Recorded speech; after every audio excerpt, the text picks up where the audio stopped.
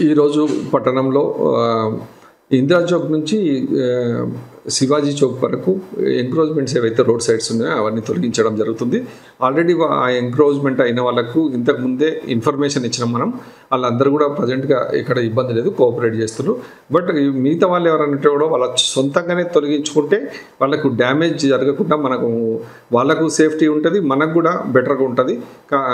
అట్లా అందరూ కూడా కోఆపరేట్ చేస్తే రోడ్స్ అన్నీ కూడా విశాలంగా అయ్యే అవకాశం ఉంది. కాబట్టి ప్రతి ఒక్కరూ సహకరించగలని కోరుతున్నాం.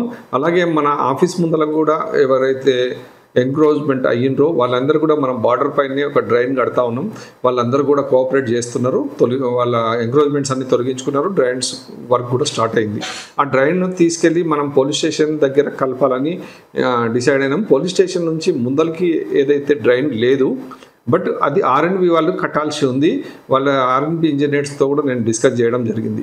అత్యవసరంగా అది డ్రైన్ తీసుకెళ్ళి అట్నుంచి బస్ స్టాండ్ ముందర ఏదైతే మెయిన్ డ్రైన్ ఉందో దాంట్లో కలపాలి అవసరం ఉంది. ఎంతైనా అది కూడా తొందరగా చేయాల్సిన వర్క్ ఉంది.